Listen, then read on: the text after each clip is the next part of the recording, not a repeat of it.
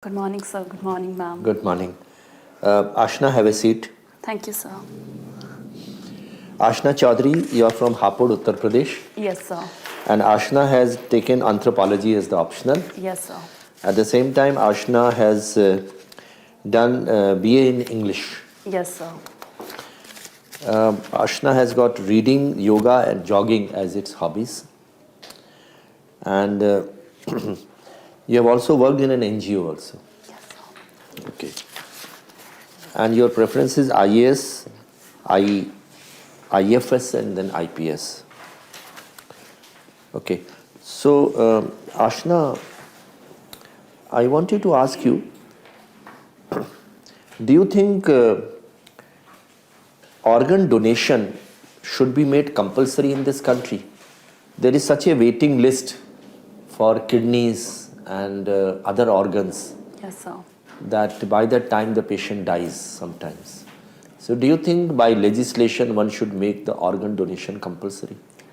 Sir, organ donation has increased in the country with the annual organ donors being reached 12,000 in the country, in the nation. However, I don't feel it should be made compulsory. It should be left to the will of the person donating. And though yes, health sector requires donors, great number of donors. However, making it compulsory, I think, would take away the right to choose for people. So I think it should not be made compulsory. Because the problem which we are facing in this country basically arising out of population, pollution and corruption. They are the three main problems. Yes, and I think sometime very bitter pill is necessary. So one of them could be organ donation. The second which I wanted to ask you, do you think Indians are very indisciplined people? And do you think that military training should be made compulsory for everyone, all citizens, and particularly the civil servants? Sir, I would say some form of training is important for the civil servants, but civil sphere and the military sphere are very different spheres. So we require a different kind of training. With civil servants, they have to deal with citizens at the ground level in their day-to-day work, whereas the military is relatively insulated, relatively isolated from the civil society, and hence different kinds of training are required suited to the work that both the organs do. Also, talking about Indians being indisciplined, I would say it's a very general statement. And I have known Indians who are very disciplined as well, also in history. When they go abroad, yes, they are very disciplined. But in this country, they are not very disciplined. You know, if there is a sign which says that no parking, you will not park the car there itself. We are so indisciplined. Sir, we have scant respect for the laws. Sir, I would say rather than military training, we should incorporate certain disciplinary studies into the educational curriculum. But military training has got a low-hanging fruit, and that is discipline comes along with it. Yes. So any other kind of training probably will not bring in the kind of compulsiveness, you know, which military training brings about. Okay, anyway, that's your fault. Tell me, why is it that all the national parties, most of them, they exist above the Tropic of Cancer, and the regional parties are mostly below the Tropic of Cancer? If you have noticed it, yes, almost all the regional parties, they are below the Tropic of Cancer, and the national parties are above. Sir, Could you think of some reason? Sir, I would say regional parties are diffused throughout the country. We find various regional parties in the northeast as well, in Jammu and Kashmir as well, in Uttar Pradesh as well. So, for instance, the Bahujan Samaj Party has mostly been has not been granted the status of national party as of yet. So, I would say regional parties are diffused in the but nation, predominantly they are in the southern parts of the country. Predominantly they are in the southern part, yes. Any reason you could ascribe to that? Sir, I would say that the criteria for designating a party as the national party could be seen as one. The population of the southern states has been on the decline, and hence the votes in the Lok Sabha or the seats in the Lok Sabha secured by these parties have been slightly reduced, which has been consistently flagged off by the parties from the southern India. Could it as well. also be ascribed to the languages? The northern part of this country has almost uniform language, which is common to almost all states, that is Hindi. Yes, sir. Southern parts of the country, they have got different languages. So the national party status, one is not able to achieve. Okay? Yes, sir. All right. Tell me how multinational corporation influence the policies making in different countries. Can you give some examples? It has the bargaining power. Yes, sir. Sir, could I please take some time to... Yes, why not? Yes, sir. Thank you, sir.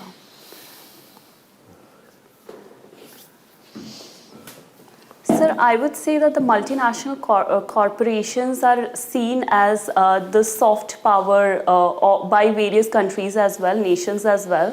For instance, USA after the Cold War has harped on its soft power predominantly and has tweaked its policies to suit the neoliberal order, which is more towards the proliferation of these multinational corporations. For instance, the McDonaldization equated with globalization could be seen as one of the examples, wherein US policies have particularly been suited to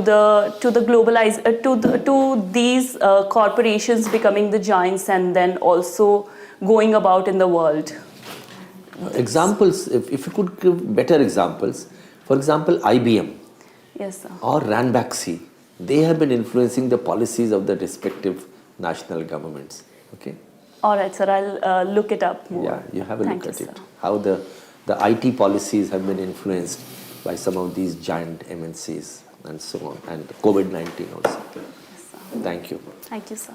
Aashna, some questions from anthropology, since anthro is your optional subject. Yes, sir. Can you tell me what are the peculiar problems faced by the primitive tribal groups? So there are various problems facing the primitive tribal groups. For instance, socio-cultural handicaps is the foremost problem that these groups face. For instance, there are various tribal groups that do not send their children to the schools for the fear that they would lose their religion and would... That is common to Yes. many tribal groups. Yes, sir. The peculiar problems of only primitive vulnerable tribal groups. Yes, sir. There are 3 or 4 of them. Sir, declining population is one problem. Yes. Another would be the losing economic independence of these tribes. For instance, due to various reasons such as climate. That is common to others also. Yes, sir. May I give you a hint? Type of agriculture. Yes, sir. You know, it is primitive, even now. Yes. That is second problem. Can you think of any more problems which are peculiar to these tribes only? They are facing other common problems also, but Yes. one I have pointed out, one you have pointed out. Yes, sir. No problem, you can read up on that. Yeah, okay, sir. What is pseudo-tribalism? So pseudo-tribalism is a process wherein certain caste groups try to emulate the tribals in order to gain the tribal status for the political benefits associated with the tribal groups. Okay, political and the other benefits, And other economic benefits. like social- reservation and Yes, other things. sir. Very well. Okay. What is the difference between Brahminization and Sanskritization? Sir, Sanskritization as a concept has been given by Sir Yeah, yeah. M.N. Srinivas. Yeah. And Just the difference. all right, sir. Okay. Sir, Brahminization is pertaining to one caste group, one Varna group. For instance, emulating the Brahmins in order to claim a higher caste status, whereas Sanskritization goes for other caste groups as well. So, and which caste group is that? Sir, What do you call that? Kshatriyas. No. So there is a particular term in sociology and anthropology for that. Dominant caste. Yes, sir. Dominant caste. And what are the characteristics of dominant caste? Sir, they have an influence over. They have political influence. They garner large amount of land. And the third? I cannot recall. Their strength. They are more numerous. Yes, sir. Numerical strength, political influence, more land and money and education. Yes, sir. So these are. So can you give one or two examples of the dominant caste? You're from UP. Yes, sir. So which is the dominant caste in UP? Sir, Jats, Yadavs, these are the dominant castes. In different districts. Yes, sir. Very good. Okay. How the industrialization has affected the tribals or the tribal way of life? Sir, land alienation would be the foremost problem due to industrialization. Another would be indebtedness that emanates from land alienation as well. Cultural impoverishment and the adoption of Western ideals would be another problem. But adoption of Western ideals, is it a problem per se in itself? Sir, it has been, there are both pros and cons associated with the adoption of Western ideas. The pros would be more inclination towards education, more progressive ideas coming in, but the cons are also numerous, wherein we are losing our cultural identities and the homogenization of culture is also another So how to problem. reconcile these seemingly irreconcilable things? On one hand, you have the requirement of fruits of development Yes, sir. reaching all citizens of the country, and on the other hand, quest or the requirement or shall we say an effort to preserve their way of life. How to reconcile the two? Sir, one approach has been suggested by the former Prime Minister of India, Pandit Jawaharlal Nehru. It is known as the integrationist approach, wherein we try to bring the fruits of development to the downtrodden through by No, training my question them. was in the context of tribals only. Yes, sir. Yeah. So no downtrodden. Use the word tribal. Yes, sir. Yeah. So, sir, fruits of development to the tribals by way of training some tribals and then letting them on their own to circulate that training and education within themselves. Okay. Excellent. Thank you. Thank you, sir. You read Shakespeare as part of English? Yes, sir. A lot of people believe that it's impossible for one man to write so much and such top quality stuff. Yes, sir. How do you explain this? Why do people believe that way? Sir, I would say it's the change in the tradition. When Shakespeare was writing, it was in the Renaissance era. So there were a lot of topics coming up for him to write about. There was geography was one thing. A part of the world was being discovered. Long voyages were being taken. Art in Oh, that's art. fine. So you think it was one man who wrote, or it was a group of scholars who wrote under the name of Shakespeare and one man? It's like the history remembers the king, not the soldiers who die. So they remember Dr. Ambedkar, not 10 other people who were part of the committee who wrote the constitution. Yes. Do you believe in this theory? Sir, That Shakespeare was not one man? Sir, I would say as far as writing goes, it's never a single person writing. It's a derivation of ideas from multiple sources, and that's what would have happened in the times of Shakespeare as well. Also, as far as I know, writing, there would be multiple drafts. I am speculating. I'm not sure, sir. We cannot be. So I think it would be a task of multiple men also that these dramas were being performed in the Globe Theatre in the 16th century. So anyhow, an entire team was involved. Okay. So Now, who's written that poem, Into the Valley of Death, Rode the 600? I'm sorry, sir, I cannot. Lord Tennyson. During the Crimean War, based on Crimean War. Now there are 4 lines. And I'll read those lines and you got to tell me whether do they apply to a civil servant or not. Okay. All right? theirs is not to make a reply. Theirs is not to reason why. There is but to do and die. Into the valley of death rode the 600. What does it apply to civil servants? There's not to reply, there's not to reason why. Sir, I would say that the Max Weber's vision of civil services was definitely based on this, wherein civil services neutrality and anonymity were the dominant factors. However, with time it has changed. With times, we require more welfare-oriented civil servants who also have a voice. So, the question that I am trying to hint at is, there is not to question why. Will you never question what you're told to do? no, sir. You'll Sir, do what you've been told? No, sir, I will question. I will question at certain times, and I will not be a blind follower. When you're being told to do something, when will you question that? When it violates what? So when it violates the constitution or the law. Okay, so this does not apply anywhere in life, right? Only sometimes soldiers. There was a Indo-Sri Lanka Accord in 1987. Do you know something about that? Sir, I need to brush up my knowledge on this, but I have a faint idea. Okay. It was an accord signed, I do not remember the Sri Lankan counterpart, but between Rajiv Gandhi as the Prime Minister of India. And this was when the peacekeeping forces were sent to the Indian peacekeeping forces were sent to Sri Lanka in the wake of the Liberation Tigers, Tamil Elam. We went to get an accord signed. Yes, sir. And we landed up fighting the very people who we went to help. Why did that happen?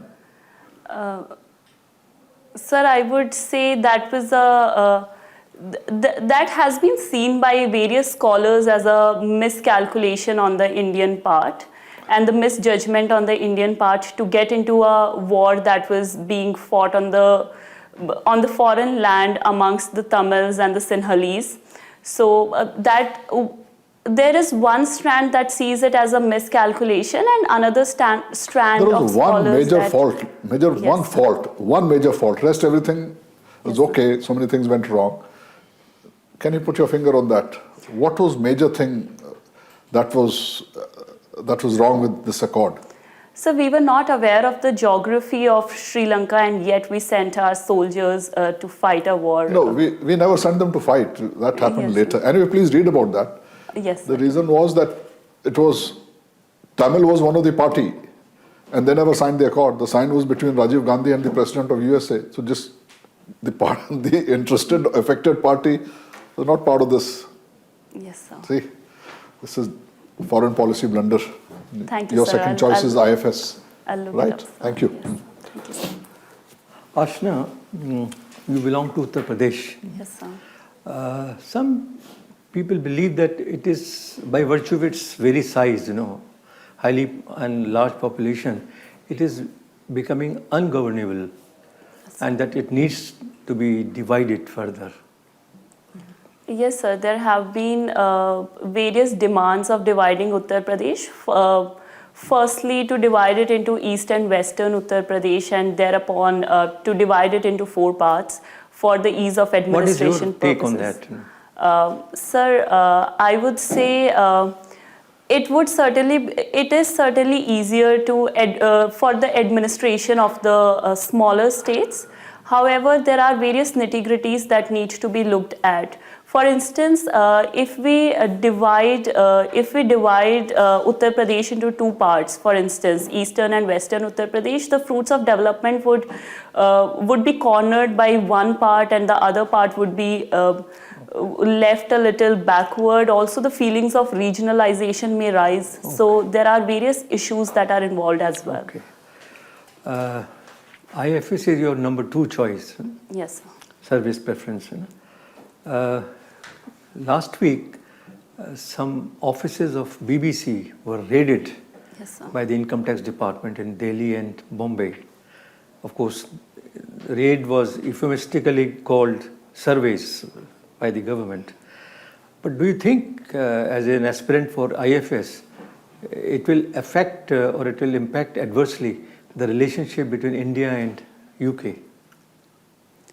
Sir, I would say Indian government has taken a stand on based on its domestic laws, and it's a domestic affair for the Indian government, and it should not have implications on the relationship between India and UK, because these are the rates that have been also been done in the past on various companies. Also, the various laws of India, such as the Foreign Contribution Regulation Act, Don't and you the think that income.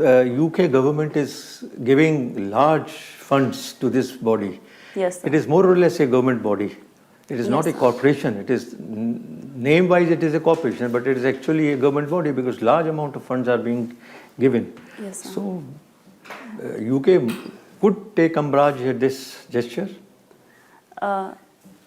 Sir, it would have an impact, but I don't think it should be a great impact, or Indian government is wrong in doing this, because entirely wrong if it's not, because we have a very straightforward law related to NGOs as well, the Foreign Contribution Regulation Act, wherein we have taken similar steps on NGOs like Amnesty International and other such NGOs. Do you see any early end to Russia-Ukraine war? Sir, I would say the war has stretched, definitely. An early end, I'm not sure, sir. Okay, never mind. One last question. Yes, sir. There is a talk of making India as a Hindu Rashtra. Do you agree with this? No, sir, I do not agree with this, because the identity of India is premised upon its plurality, and that is what that is one value that we have also vouched for in the international fora: unity in diversity and the plurality. So, Okay. and this will was, it have some impact, negative impact on the minorities in India? India becoming a Hindu Rashtra? Yes, sir, definitely it will have some impact on the minorities. One would be the element of discourse, which holds a very important place, wherein certain sections would be kept out of the discourse in order to project the image of India. So that is one problem that will emerge. Also, the minorities would feel a little distanced, which has never been the vision of the constitution makers of the country as well. Thank you. Aashna, what is Hapur famous for? Ma'am, Hapur is famous for Hapur as a district is famous for the textile products, for its papads as well. Okay, so how is the textile sector doing there? Is it flourishing? Ma'am, we have around 120 medium-scale industries and 1,400 power looms. We are doing great in terms of handloom sector as well. But recently, in the wake of COVID-19 and certain other global exigencies, the textile sector has been in the dip throughout the country, and so in Hapur as well. Was there something in the budget specifically for textile sector? Ma'am, I haven't gone through this budget, the budget for this year entirely. I'm still in the process, but as far as the last year's budget was concerned, PM Mitra scheme was inaugurated in that. Okay, Aashna, what is your opinion on India allowing Taliban to have an envoy in Delhi? Ma'am, I would say India is taking a very realistic approach. It is trying to engage in Afghanistan via the Taliban route, and it is not the only country to do so. However, India has not granted an official status to Taliban yet. And so for India's engagement into a region where it has been active for quite long, and which is also volatile and may turn against India's interest in the coming years, it is important that we engage in the region through some means, and Taliban is one of the means. Aashna, can you give me a snapshot of current state of Indian economy? Yes, ma'am. Ma'am, we are very hopeful of the GDP growth. We are speculating that the GDP would rise to 7% per year as per NSO stats. The exports are dipping, imports have been rising. The current account deficit, we have a current account deficit. It is increasing, and the forex reserves, we have seen a recent dip after forex reserves being high for quite some years. We have seen a dip. Now. So these are the broad trends that I am aware of. Aashna, what do you think is responsible for Northeasterns or Africans getting attacked in Delhi? Ma'am, there could be a strong identity, a sense of identity in group and out group sort of understanding could be one reason that these groups are attacked. Isn't it racism?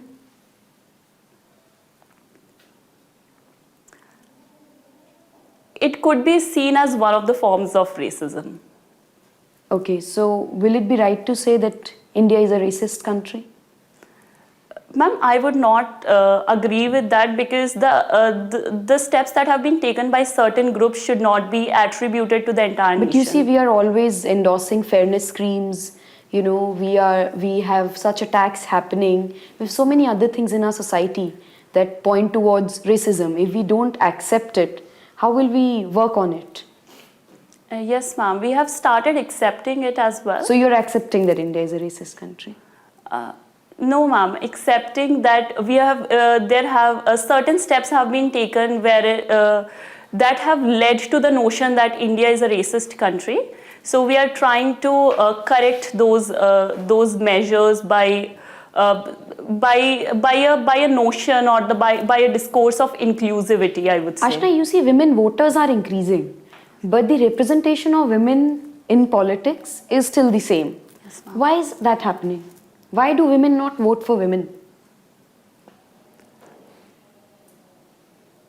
Ma'am, because there may be a lack of faith still lingering because of the phenomena that we have seen at the local levels, such as the Sarpanch Pati syndrome. So there is a trust deficit of women in other women that needs to be taken care of. If you had to run a campaign for this, what would it include?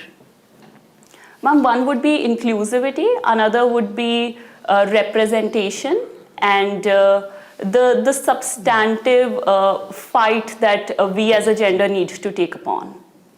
Okay. Aashna, I would want to end this conversation with you by knowing the happiest day of your life. The happiest day of my life.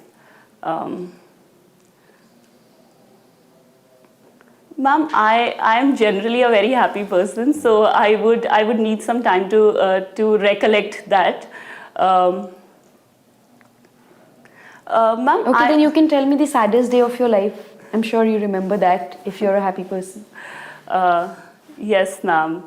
Ma'am, the saddest day of my life was, it hasn't been a long while back. So my mother was detected with certain lumps in her uterus as well as breast, and she was asked to undertake some tests, wherein her reports showed that the mammography reports showed that those lumps indicate BIRATS 4, and so so BIRATS 4 could mean cancer, and it is very likely. Why is breast cancer increasing in India? Ma'am, breast cancer, one could be that it has always been there, but the reporting has increased. So one could be that there are various factors attributed to this. The high cost of medicines that is leading to the lingering of these, or the deaths, higher deaths. Your point is taken. Thank you. Thank you, ma'am. Interview is over. You can go outside and wait for a few minutes. We'll call you back for the feedback. Thank you, sir. Come. Thank you, sir. Have a seat, Aashna. Thank you, sir. Aashna, it is for the first time that you have got a call from the UPSC? Yes, sir. How many attempts? So this is my third attempt. Third attempt. Yes, sir. How many, when is your interview fixed now? So 28th March. How many mocks have you done so far? So this is my fourth. Fourth. Yes, sir. Many more to go? No, sir. I'm planning to take 1 or 2 more. Is it a diplomatic answer or? No, sir. Real answer. Okay. How do you think you figured at this mock today? Sir, I would say there were certain questions that I should not have, that I should have tried to evade. So wherein I did not have a lot of knowledge about. And Which were the questions? sir, one was the one that sir asked about BBC, and the Sri Lankan question. Those were the questions I should have evaded. What about anthropology? Sir, anthropology, yes, I should have known more. Okay, so Aashna, your overall performance or grading is excellent, outstanding. Thank you, sir. Very good. But having said so, there are 1 or 2 things just by way of suggestion. Let me first of all tell you what are the positives which you possess. A very pleasing personality, Thank you, sir. very good demeanor, good poise, attitude is very positive. Your answers were very rational and very logical. Sometimes tended to be slightly long. And sometimes the context of the question was not properly understood. And therefore, there was an appearance that one was trying to beat about the bush, 1 or 2 questions. But otherwise, all the answers were very logical and very rational. Your mental alertness was very much visible. You could, sitting there, you could think and come out with a very good answer. Your presence of mind was very good. At no point of time did we find that you were trying to bluff. Your balance of judgment, pros and cons, everything was perfect. Nothing to suggest any kind of fine-tuning, except one thing, that whenever a question is asked, there are some fundamental rules. In Hindi we say gur, jise kehte hain na, gurs. You belong to Uttar Pradesh, so I'm sure you would be aware about gur. So one is that make your answers always short, crisp, to the point, succinct, so that you can field many questions. Yes, sir. And here the challenge is to field as many questions as possible. And the second thing is always remember the last question that you answer. You should give out your best, because after that you'll be moving out of the room and you will be assessed. So try to answer the last question extremely well. Sometimes there is a possibility of the chairman or the chairperson asking you that would you like us to ask any other question on any other topic?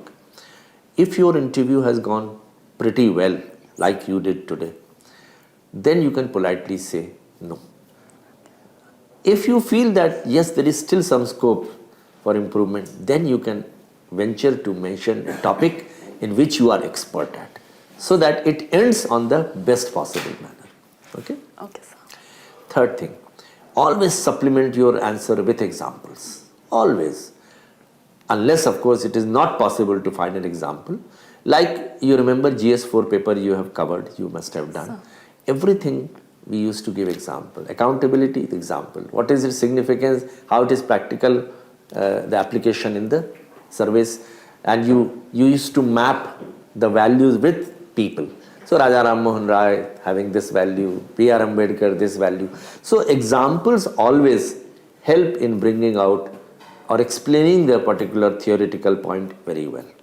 Third is always try to prioritize. Sometimes you were coming out with good answers, but the most important part of the answer was coming later on. Bring that part first, and that will be possible when you take a small pause, think about the question, understand the context of the question, and then come out with the answer. Then there will be some controversial questions like reservation policy, demonetization, hijab, education for women, love jihad, citizenship register, migration, refugees, Article 370. So these are the topics which can go either way. You can say pros also and cons also. So bring both the points in your answer, the pros and the cons, and then if they ask for your opinion, they say, "Aapne pros cons to bata diye, but what is your view about it?" Always stick to the official line. Whatever is the official line on reservation, you will say that. Whatever is the official line on Article 370, you will say that. Whatever is the official line in respect of demonetization, you will say that. Okay, sir. If there is a court order, you can always state that this already stands settled by the Supreme Court. And this is the relevant part of it. There will be no further questions on that. Now coming to some of the areas where some amount of preparation definitely is going to stand you out. Though as I said in the beginning itself, your performance has been outstanding. One, of course, is that since you have opted for the Indian Foreign Service as the second option, so naturally India's foreign policy, how it has travelled from 1947 till today, what are the important landmarks or important dates or years where some foreign policy initiatives have been taken, some fine-tuning of the foreign policy has been done. For example, the Pokhran explosion, or it can be USSR, dividing up into many parts, and there can be, for example, the situation that developed as it is when we got independence, that was the NAM, so non-aligned movement. So different specific years when our foreign policy underwent a change. Then the pillars of our foreign policy, what are the pillars of present foreign policy? Then India and its relation with its neighbors.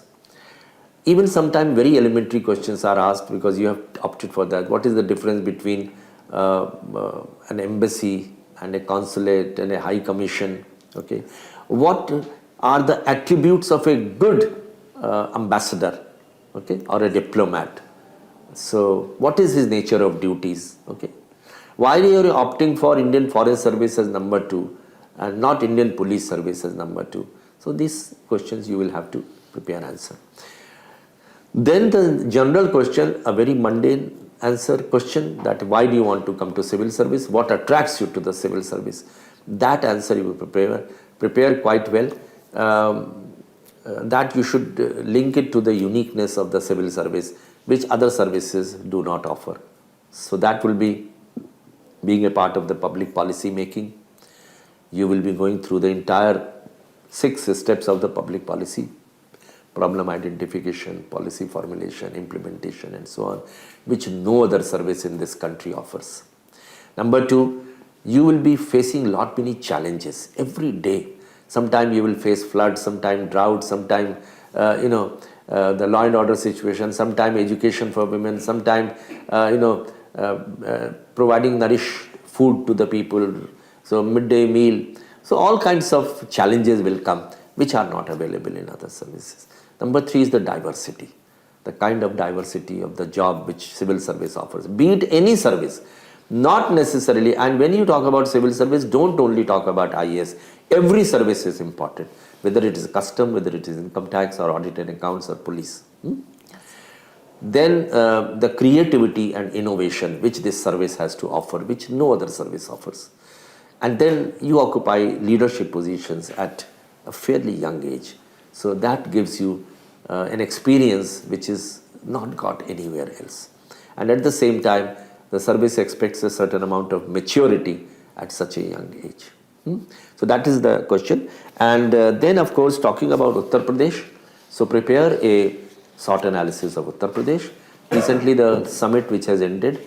So what are the things which you will project before a foreign investor by telling them that these are the positives. Aap aaiye hamare Pradesh mein. So this is how you will prepare the SWOT.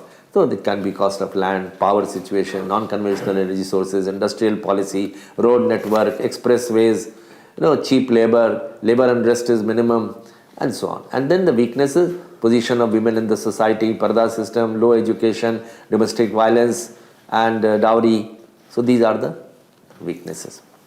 And then coming to your subject, so English, you prepare well on that. Many questions can be asked on that if some of the panelists happens to have some deep knowledge about that. Anthropology it's not too big a course, and I'm sure you can prepare it quite well. And don't just prepare the first question, prepare the second question also. So the supplementaries, that puts people in problem, because one has a peripheral knowledge. It's a kind of a cafeteria approach. We have small bits of everything we pick up, and ultimately when it goes deeper, then even is not able to answer. So prepare slightly in greater detail. Then your hobbies, of course. So hobbies, you have mentioned reading, yoga, jogging. So any particular book which you have read so far, try to understand the book so detailed that if you are asked to tell about that book, you can tell about what is the moral message which this book has conveying, and so on. So that's about the thing. Generally, I would like to mention 3-4 things. I have already talked about the foreign policy, which is important for you. Global problems faced by this world nowadays. And why are we moving from globalization to deglobalization? Because of basically 2 things. It started with Trump talking about America first. Then Brexit happened.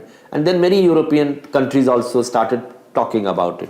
Well, one of the biggest examples of globalization in this world is the European Union. But European Union also got its first shock with Brexit. So the 2 reasons why deglobalization has started is because number 1 is COVID-19, because 2 years practically the economy was for a standstill, and nobody was willing to take import goods from a country like China. So that was COVID, and second was supply chain disruption because of Russia-Ukraine war. So question on Russia-Ukraine war, Atmanirbhar Bharat, because India had to think about now its Atmanirbharta, and that is why PLI and other schemes they were brought in. Prepare on the privatization and PPP model and asset monetization pipeline, the economic survey of India and the budget. GS2, GS4 paper, though you have already studied, but it will be a good idea if you study that also. Some of the current affairs like Adani episode or BBC or appointment of judges, NJIC, pendency of cases in the courts, use of information communication technology, good governance principles, citizen-centric administration. These are some of the important areas. And lastly but not the least, SDG and MDGs. What is India's position there? And in respect of the various indices, why India's performance is so bad in that. Okay. So this is the framework which I would like you to prepare. If you have any questions, you can ask. No, sir, not really. Thank you, sir. Also, sir, I have not mentioned, yes, there is one question. Where are you working now? Sir, I am doing my master's currently from South Asian University in International Relations. And what have you not mentioned in the DAF? In DAF, it is not there because they were asking for, About the question. This post-graduation. The question was, do you possess any higher qualification? And that had to be supplemented with the degree. Yeah. I do not have a degree yet. Because so naturally, you wrote the correct thing. Yes, sir. Now, you will answer that question only when you are asked. Okay, sir. You are not to volunteer. Less is more. Yes. Need to know basis is the important thing. And don't venture into those areas which are uncharted territories unnecessarily. Yes. You will be putting your foot on the X. So don't do that. If they are asked, yes, you can answer that. Okay, but sir. Otherwise there is no need. All right, sir. Yes, sir. So you are brilliant. All the best to you. You will perform extremely well. Thank you, sir. Okay. All the best. Thank you.